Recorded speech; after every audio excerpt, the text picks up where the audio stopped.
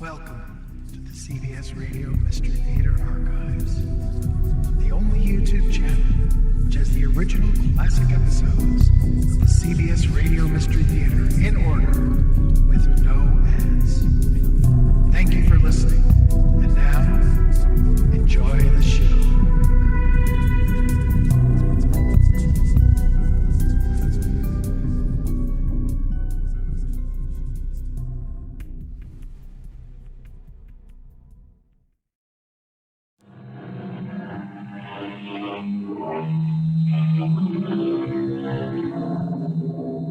Come in.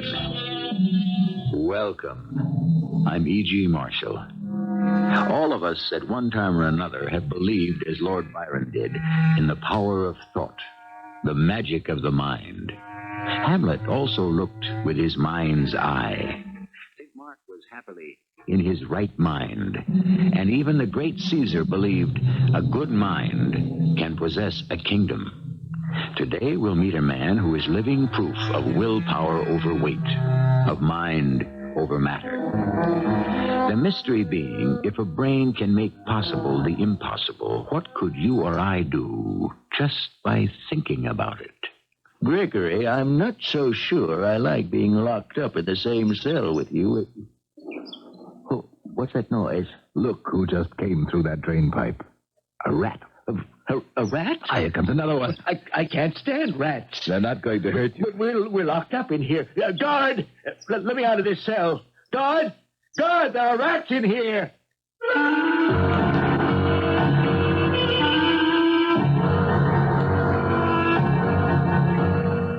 Our mystery drama, The Great Brain, based on a story by Jacques Futrell, was written especially for the Mystery Theater by James Agate, Jr., and stars Gordon Heath. I'll be back shortly with Act One. The most mysterious motion man is capable of is thinking. This is done by the mind. The mind is an activity of the brain. How it works is beyond us. We just don't know. That great mystery magician, Sir Arthur Conan Doyle, tells us, don't think about it. Stock up your brain attic with furniture where you can get at it when you need it. Is it that elementary, my dear Watson? When we tick, what makes us tick? Did you ring his doorbell, Herbert? Well, of course I did. Jason, give the man a chance to answer his front door. Maybe he's not home. You sure he said drop by at 9 this evening? Well, of course I'm sure. Okay, I'll ring again. Herbert, were you there at the chess match? No, I wish I had been. It was uncanny. Imagine a man who's never played chess winning over a grand master by sheer logic. Well, Gregory has more than logic to work with. What do you mean? He has a great brain. Gentlemen, I am pleased to see you. Good evening, Gregory. Hey, good to see you too, Greg. Come in. You've been ringing long. Didn't hear the bell. Let's go into the library. Hawkins has a good fire going. We'll sit, and I'll put my problem to you. Oh, you must be joking, Gregory. You, of all people, with a problem? Sit down. Jason, Herbert, anywhere that looks comfortable. You know, we three scientists get together too rarely.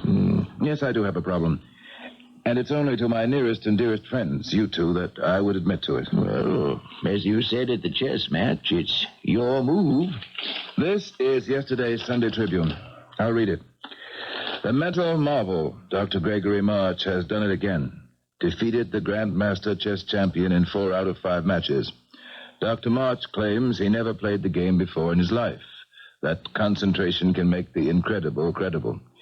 Is it not more believable that Dr. March has kept secret all his abilities, which many suspect may be the case? Well, there are always detractors, Gregory, you know that. I keep trying to prove the superiority of the human brain, and at every turn I'd run into disbelief. So, gentlemen, that's the problem, and I enlist your aid. Oh, Gregory, we know you can perform certain feats of, what'll I call it, mental magic. Magic? But not anything is possible with brain power. I disagree.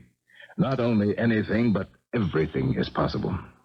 You two set up the challenge, and I'll meet it. Greg, Jason and I have an idea for a test. Now, there are some things which will not yield to any amount of thought. What, for instance? Prison walls. No man can sink himself out of a cell. If he could, there'd be no prisoners. Greg, let's suppose you were locked in a cell, a special prison cell, reserved, let's say, for the condemned murderer. Yes? Now, suppose you were locked in such a cell. Could you escape? Certainly. By brain power alone? A good test. Have me lock up precisely as you would any man under sentence of death, and I'll get out. I will escape in a week. Say, the death cell at the state penitentiary? I think I could arrange that. I know the warden. You name it. What do you wear? Whatever's customary. No, not a prison uniform, but shoes, socks, trousers, shirt. You'll permit yourself to be searched, of course. Naturally. My dear friends, it's not what's on my body that will help me out, but what's in my head. Au revoir, Hawkins. Take good care of the house. See you in a week. Is it true, sir, that your friends are taking you this morning to the state penitentiary? Don't be concerned. Purely a scientific experiment. Ready when you are, Gregory. It's now 27 minutes past 7 o'clock. I shall be gone a week. Yes, sir. Will you be needing a suitcase and clothes? No, Hawkins, just what I have on my back. 1 week and 12 hours from now, these two gentlemen will take supper with me here. Horton Hammer, let me introduce Dr. Gregory March. As I said to you last night on the telephone, Dr. March is to be your prisoner here at State Penitentiary. Some kind of experiment, you said. Except in this case, the outcome is not unknown, but yes, all in the interest of science.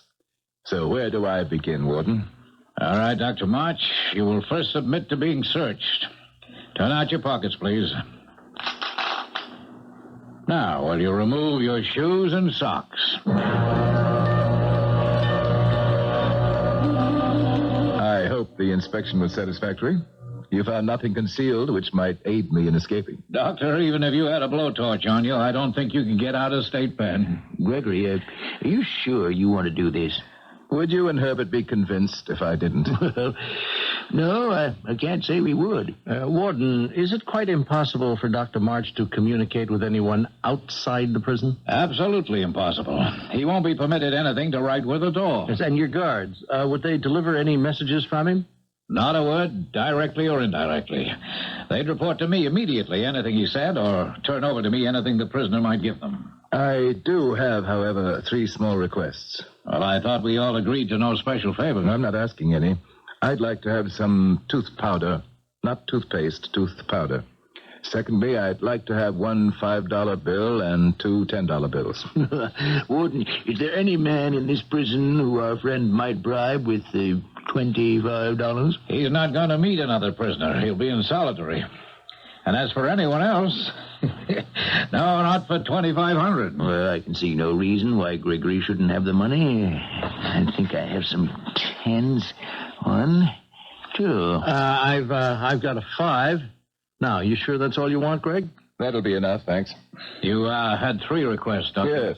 The third is, before I go into my cell, I'd like to have my shoes polished. Now, this is cell 99. Guard, open up, please. This is the cell where we keep condemned murderers. It's on the ground floor. It's visible to every passing guard. There's 1 small window, barred, of course, a bed, lavatory, and commode. Oh, this is awful. Greg, why don't you change your mind? Herbert, you're taking up valuable time by talking. Well, if I may ask you, Dr. March, valuable time for you to do what with? To think, Warden. Why, ask it again, Warden, although I'm sure the answer. There's no way any prisoner can leave this cell. No, sir, not without my permission. No one in 99 has any way of communicating with the outside. Jason, do I get the impression you don't trust me? Oh, not at all. I'm just making certain that you prove your case. Quite honestly. Oh, I was going to say scientifically.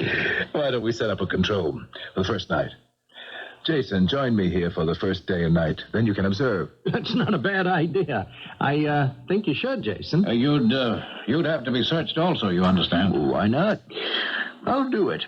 Here, Herbert, my keys, wallet. Oh, in fact, take the whole jacket, so I'll be dressed in shirt sleeve like Gregory. If you don't mind, sir, I'll just check your clothing. Go ahead. No hidden weapons, I assure you. I noticed cell 99 is on the main floor. Are the administration offices here, too? Well, just 3 doors down the cell block is my office, so I'm certainly going to hear anyone trying to get out. Now, Dr. March, a guard will bring you breakfast in the morning, then a meal at noon, and at 6 you'll get dinner. The guard will stand by while you eat, and then remove a wooden spoon and bowl and cup. Then at 9 at night, there's a cell-by-cell inspection tour. Glad to hear it. The more security, the greater the challenge. You're quite determined, aren't you, Dr. March? Yes, I am. Oh, in case I forgot to mention it, no one has ever escaped from State Pen. No man has ever made it over that 18-foot electrified wall. Good of you to tell me, Warden. I'll make a note that is not the way to leave. All set, Jason?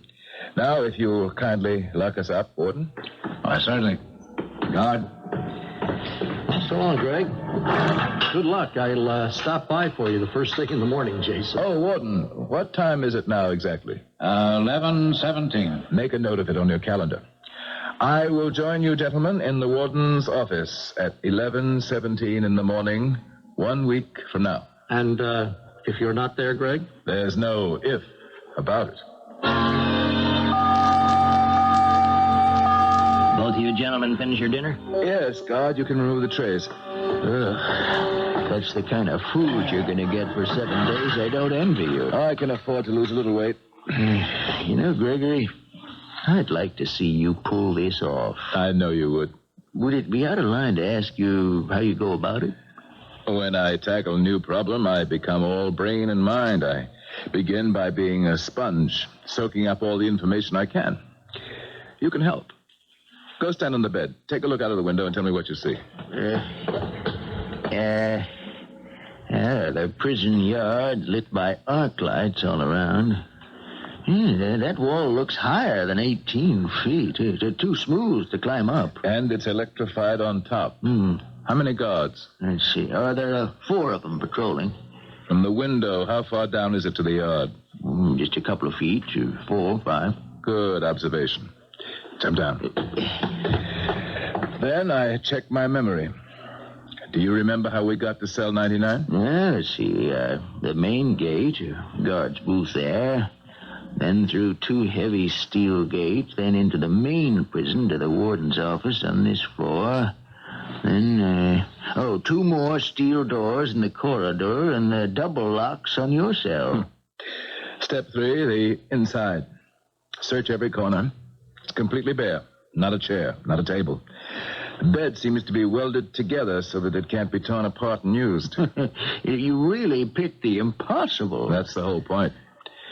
Now, when you were looking out the window, did you notice anything in particular about the arc lights in the yard? No, I don't think so. One of the wires leads up past my window to the roof. Was that important? It might be. No detail is unimportant. But you... Gregory, what's that noise? Let me have a look. There's something over in this corner. Well, what do you know? A rat. A rat? And another one. Now, where do they come from? Gregory, I can't stand rats. I can't. Here's a third. I've got to get out of here. They're not going to hurt you, Jason. Get down from that bed. But we're locked up in here. Guard! Let me out of this cell. Guard! Guard!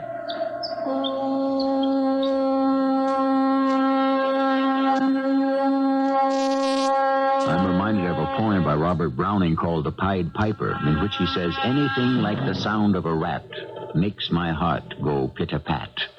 Seriously, though, the little rodents have been much maligned from Shakespeare to Shaw, and if I may be permitted to give you a hint of things to come, rats, for the size of their skulls, have far more brain power than man.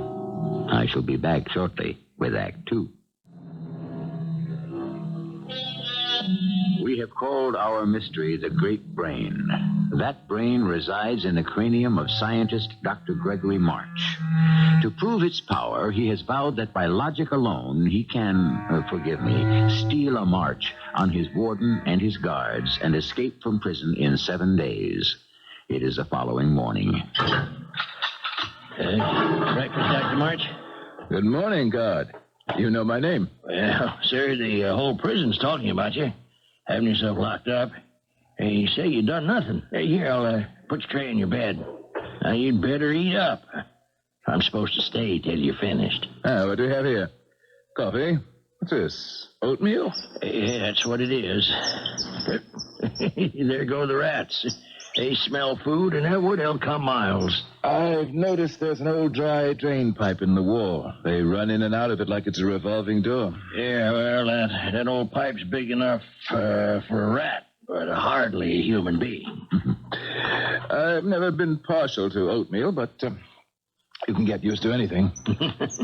Hey, rats don't bother you, Doctor? They're more scared of me than I am of them. How far is the river? Oh, about 300 feet. Yeah, we have a baseball diamond out there on the other side of the wall, just for staff. You finish your coffee? Almost. I noticed last night I was getting very thirsty. You think you could bring me a little water in a bowl and leave it here? I'll ask the warden. I'll appreciate that. I suppose you're the guard assigned to my cell, so I ought to know your name. It's Argus. Argus? Really? Why? Is that name something special? I should say it is. Ask me to tell you about it sometime. Warden, may I see you a moment? Yes, come in, August. Is everything all right in 99? One of the armed guards on outside patrol handed me this just now. He said the prisoner threw it out of 99.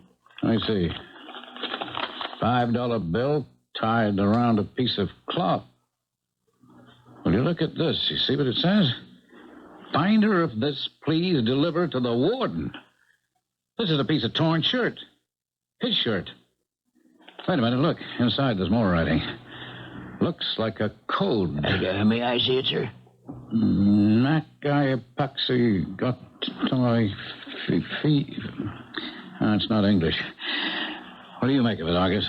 Well, let's try reading it backwards, sir. Back? If I want to escape, I can. What, is he crazy? Why write me a note like this? What do you think, August? Well, I'm thinking, where did he get the pen and the ink to write with?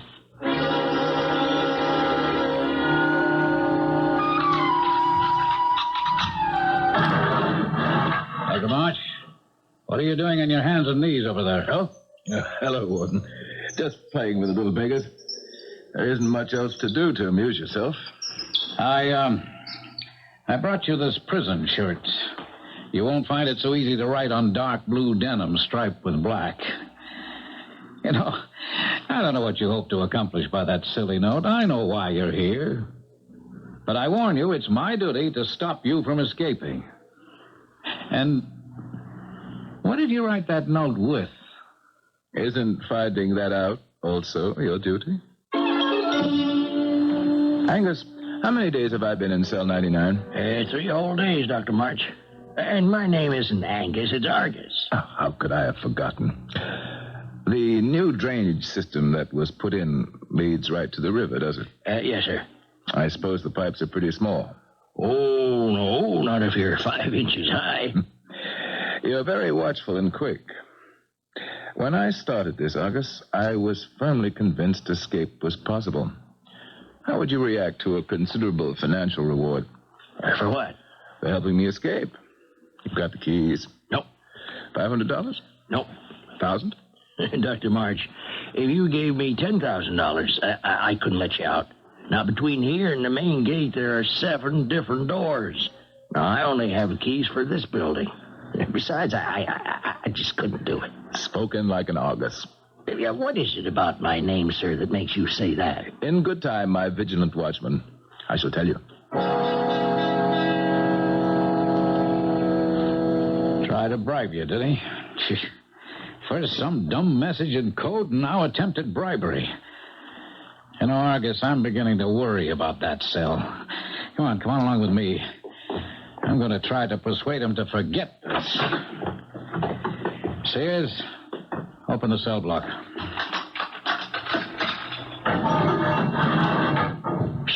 Warden.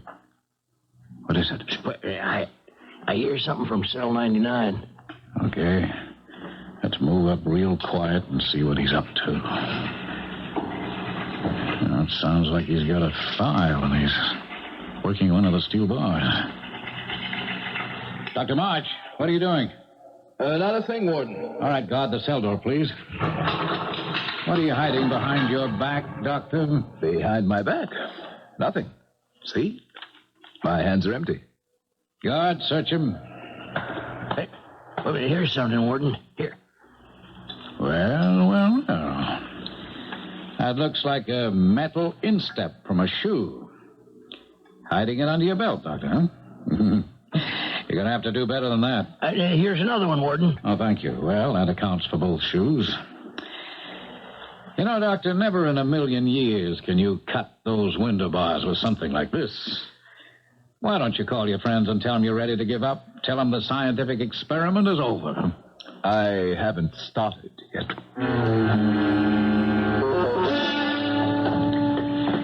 Argus, come back to my office with me for a moment, will you? I have an idea. Warden, do you think he has any chance of getting out? No, of course not. Just the same, he's darn clever. I was reading in the Trib about him. That fellow Jimmy Purvis had a whole column about him being here. I don't know how he found out. He calls him Big Brain or Great Brain. You know something? It still bugs me that I don't know how he wrote that note. Well, who's that? The prisoner we just got up in 79, 2 tiers up. Come on, up the stairs, Argus, quick.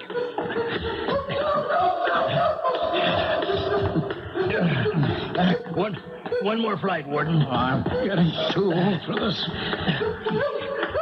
All right. What's the matter with you? Stop that noise. All right, guard, open up. What am I to do? Get off your knees, prisoner. August, you know what's the matter with this man? Take me out of this cell, please. Take me out. I heard something. It's making me sick. Who is this fellow? What's he accused of? Henry Victor, sir. He's accused of throwing acid in a woman's face. She died of it. I can't prove it. I can't prove it. Please put me in some other All right, I cell. don't care, Victor. I'm the warden. If you've heard anything strange, I want to know what it was. I can't. Well, where did it come from? I don't know. Everywhere. Nowhere. Please don't make me answer. You must answer. It was a voice, but it wasn't human. Yes, go on. It was so muffled and so far away and ghostly. Was it from outside or inside the prison? I told you it didn't come from anywhere. It was here, right here, everywhere. I can the walls. Please, Warden. I'll go crazy. You've got to do something. Good afternoon, August. I see they've got you on the yard shift. How do you like it out of doors? Hey, Dr. March, you're supposed to be inside your cell. I am inside, August. No, not calling out of your window to me here in the yard. Now, why don't you obey the rules, Doctor? You've only got 3 more days. I wanted to ask you, August, who services these prison arc lights? I don't know. It's somebody from the outside. You have no electricians in the prison? No, sir, we don't. I think you'd save tons of money if you had your own man. Well, it's none of my business. Doctor, will you please get away from your window? Before I go, I have something for you, August. Step up a little closer, huh? Can you reach out from the yard to my window? What is it? Just this $5 bill. Take it. Well, what for? For being so affable and understanding. Keep it. You deserve it. And so I was patrolling out in the yard, and he's in his cell looking out the window, and he hands me this $5 bill. Said it was for me. I should keep it. Let me see. $5. Wait a minute. March only had 2 10s and a 5. 1 5 came with that note. So where did he get this one? Well, could somebody have changed one of the tens for him? Who? You're the only one he sees. No, I've got to search 99 again. Something's hidden somewhere. When a prisoner can write messages when he wants, get money when he wants, we're in deep trouble. This could cost me my job.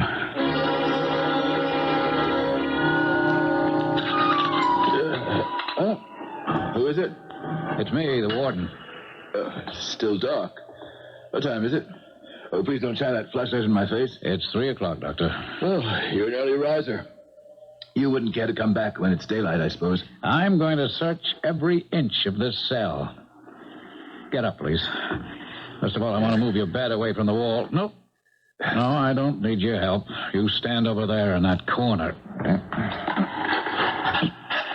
Now, let's see what we have back here. Is that? Yeah, it must be the old drain pipe. What have you got in there? Oh, darn it, my fingers don't quite reach. Yeah, I got a hold of something. Oh, it's a dead rat. Oh, yes, one of my local friends. Oh, my back. I shouldn't bend over that way.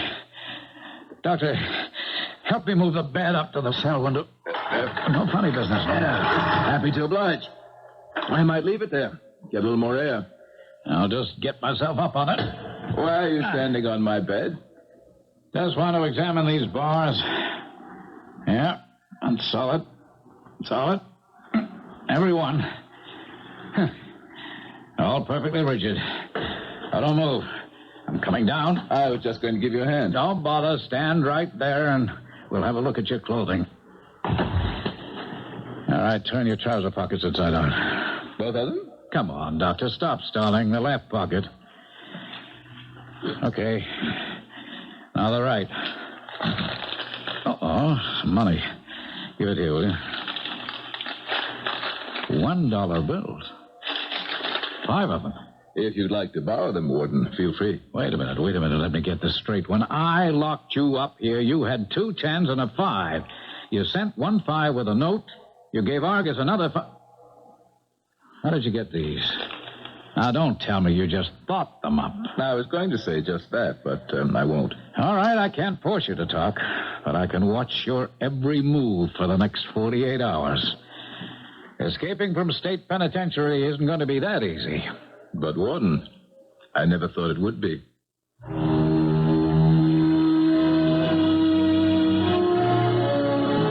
What we are hearing are the maneuvers of a superior intellect.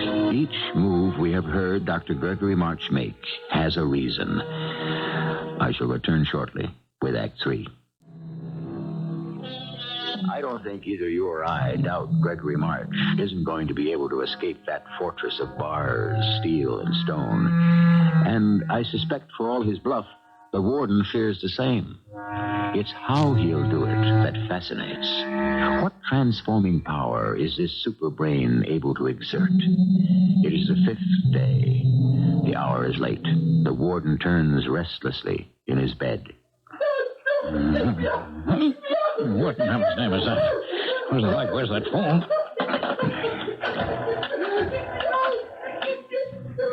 Night, Eddie. Hit the alarm and get Argus to call me back. Better get some clothes on. Oh, my back. That crazy man again.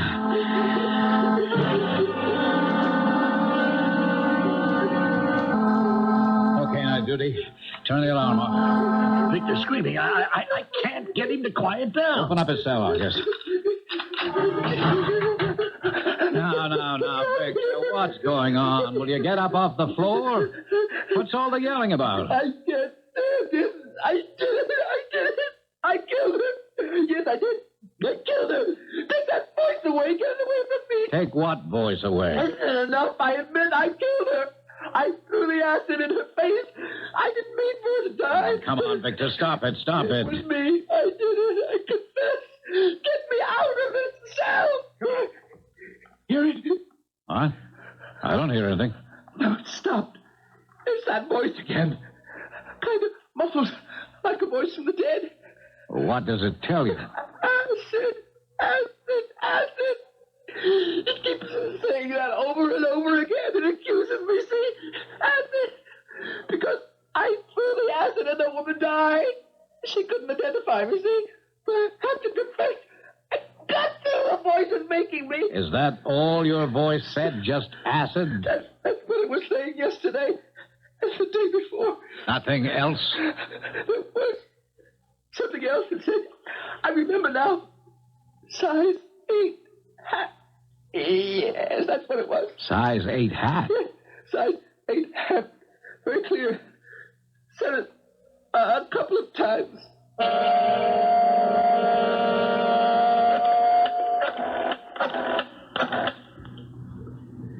Good morning, Argus. This is the warden. You can congratulate me. It's the 7th day, and I'm still playing with a full deck.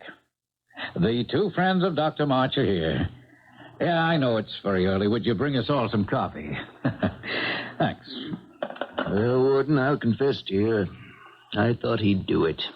And I'm very surprised he hasn't. Aren't you, Herbert? Well, not really, Jason. Even brain power's got its limitations. Well, I can tell you now he didn't really try very hard. Spent most of his time being friendly with his guard, playing with the rats in his cell, writing notes. Now, that is something I never caught on to, where he got the pen and ink. And you know that 25 you gave him? Mm-hmm. It turned into a 10, 2 5s, 5 singles. Crazy, huh? We never came into contact with any other prisoners? Never. I saw him, and his guard saw him. Well, here he is now. This is Mr. Argus, who's personally been in charge of cell 99. I'd just put the coffee on the desk, Argus. Gentlemen, help yourself. Warden, I have a special delivery letter for you. Oh, thank you. Tell me, how is our distinguished Houdini this morning? Well, half an hour ago at 6, he was sleeping like a baby. Oh, he gave me this last night. What is it? A silver dollar. He handed it to you? Yes, sir. To remember him by. You see what I mean, gentlemen? Crazy stunts like that. But trying to escape? No, sirree. Oh, excuse me. Warden here. What arc lights? Well, if you discovered it last night, why didn't you take care of it then? Well, sure, call the electric service company. Tell them to send 3 or 4 men down here in the double to fix it. Problems? Oh, an arc light on one side of the yard has been out all night. Are you going to open the letter, Warden? It was a special delivery. Huh? Oh, yeah, of course. Hey, don't be a son of a gun. Oh, what is it? You look at the envelope. A special delivery letter, return address, cell 99. Says, dear friends, don't forget you're invited for dinner tonight at 7:27. Warden Hammer, that means you, too. And you, my vigilant Argus. Faithfully yours, Gregory Martin. Argus, you hightail yourself over to cell 99 right now and see if that man's still in there.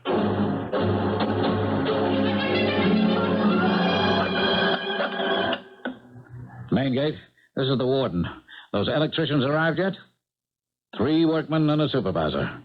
Okay, but just make sure only 4 men leave. That gentleman is security. I can't get over this letter. The nerve. Excuse me. Yeah? 2 reporters? Sure, why not? Yeah, bring them over to my office. Did either of you gentlemen tell the press to be here this morning? No, neither did I. Warden, he's in his cell, all right, still asleep. I could see him through the cell door. I've been looking at this letter. It's Gregory's handwriting, but the postmark is blurred. Looks like last night's date. How did he do it? That's what's got me. If he is in his cell, how did he do it? Argus, go see who that is. Oh, it's the reporters. Hello, Warden. Hi, Jimmy. Gentlemen, this is Jimmy Purvis from the Trib. Come on in and bring your friend, Jim. Morning, folks. I heard there's a story here. Now, let me introduce my associate. Turn around, pal. Dr. Gregory March. Greg? How did you do it? Forgive me. I'm a little earlier than 11:17, but I don't think Warden Hammer will mind. March, will you mind telling me Not at how all, Warden. Why don't we all go back to cell 99 and I'll show you. Jimmy, I think the Trib will enjoy this story. Jimmy, this has been my home for a week. Certain disadvantages, but certain advantages. To demonstrate the extraordinary advantages of this extraordinary cell, I step on the bed, sweep my hand across the bars on this small window, and presto! Oh. The window bars all fall down like magic. Oh, how could that be? I tested those. Before, Warden, not after. Who's that in the bed? Mr. Nobody. Argus, shine your light upon that strange bedfellow. I pull back the cover a wee bit, and what do you see, gentlemen? A wig. You ought to know, Jimmy. The color is excellent. Thank you, Doctor. Would you mind pulling the covers all the way back, Dr. March? What's that body made of? Oh, happy to oblige. Good Warden, would you be so good as to identify what you see on the bed? I can't believe it. It's a coil of rope. 30 feet, I'll have you know. And there are a couple of files, a roll of fine wire, pair of pliers. Sure beats me. If you'll excuse me, I'd better get myself back to the house. It takes me quite a while to decide what wines should be served at our little celebration. Just a minute. Aren't you going to tell us how you did it? Perhaps. Later. Over the brandy. Well, my very dear friends, was that dinner worth waiting for? I trust everyone else had enough to eat. Shall we tell them, Jimmy? No, you tell them, Doctor. They were your ideas. Very simple. You sit down and you weigh the odds. On one side, you have 7 steel doors, and on the other, a rat hole. My escape was facilitated by a rat running out of a rat hole. Yes, but what did you write the notes with? And where did you get the money and all those things stuffed in your bed to make it look like you were sleeping? I mean, the rope, wire, pliers, you had a hardware store full. Let me tell it my way, Warden. You sit there. You say, where do those rats go? Into the river? Or does the old drain come out on land? So you examine the little beggars. Their feet are dry. They are land rats. I see that, but it's still hundreds of yards between cell 99 and where the drain ends. Warden, did you know there's a 1/4 of a mile of cotton thread in one good cotton sock? Let me show you. I snip one end with my fingernail and then pull gently, gently. See? One continuous thread. So I wrote a note on a piece of shirt. That was before you confiscated my white shirt, remember? Mm-hmm. Tied my instructions to a $10 bill and tied the whole thing to a rat's foot and sent him on his way through the old drain, keeping the other end loosely in my hand. I knew the little beast, as soon as he got out of the pipe, would sit down and gnaw the thread off, which is what he did. It must have been the next day. A boy showed up at the Trib and asked for me. He handed me the note, which said, will the finder take this to Jimmy Purvis at the Tribune? He'll give you another $10. And the kid had found the note playing ball. What made you interested, Mr. Purvis? Well, the note said, I dare you, and it was signed Chess Player. I made the boy show me where he'd found the note, and sure enough, there was the thread. It ran the length of the old drain. That afternoon, I felt a tug, and I knew I had an ally. The thread passed notes back and forth, and wire became rope, and a plan was set up for today. You came pretty close, Warden, but your fingers weren't long enough. All you found was the dead rat I'd put there. I still want to know, what did you write the notes with? The metal tip of my shoelace made a pen. The shoe polish, moistened with water, was the ink. Doctor, I've got to hand it to you. Hey, Dr. March, did you have anything to do with a prisoner who was 2 tiers right above in cell 99? He was hearing voices. I'm afraid I'm to blame for better or worse. All the old drain pipes must be connected. To cut the bars, I needed nitric acid. I'd run out of shoe polish, so I tried whispering nitric acid into the drain pipe so Jimmy could hear me at the other end. Oh, so Victor did hear that word. Acid. After repeating it several nights, Jimmy got the message, sent some test tubes full of nitric to me, and with the wire, I was able to cut the bars. The tooth powder kept the acid from spreading. But once I got out of my cell, how to get to the warden's office disguised? We worked out this plan for me to have a workman's uniform, and I whispered to Jimmy, get me a size 8 hat. He did hear size 8 hat. Poor Victor. So, It was you who cut the wire outside your window leading to the arc light. August, congratulations. That's just what I did. When the warden called the electric service company, I was waiting there. You were there, Mr. Purvis? Mm-hmm. I persuaded the supervisor I'd like to go along, that maybe there was a story. And I brought extra overalls and a hat for Dr. March. I'd escaped through the window in the darkness a couple of hours earlier, replaced the bars, and hid behind one of the buildings. I'd watched the patrols. I knew exactly what their route was. So I arrived with the electricians, helped Dr. March get dressed, and the two of us walked into your office, Warden. End of an escape. I'll be darned. There's always a way. Just rely on your brain. Jimmy, don't be too hard on the warden here. And August, my faithful guard. I've enjoyed every moment, sir. Whoever christened you must have known the profession you'd follow. Well, how so, sir? Why, your name. It means a very watchful person. August was a mythical being with 100 eyes, some of which were always wide open. Not open wide enough, I'd say. Excuse me while I catch my breath. It takes some doing chasing after the convolutions of a great brain in action. It's even a strain to stay on the sidelines of this battle of wits. For my money, to be kept guessing until the very end is, I think, mystery theater at its most intriguing. I shall return in a moment with a thought my brain has just come up with. The pertinent point that suddenly jumped in front of my mind was remembering a short verse by Emily Dickinson. I don't know whether she ever knew Dr. Gregory March, the great brain, but she could have when she wrote this. The brain is wider than the sky, for put them side by side.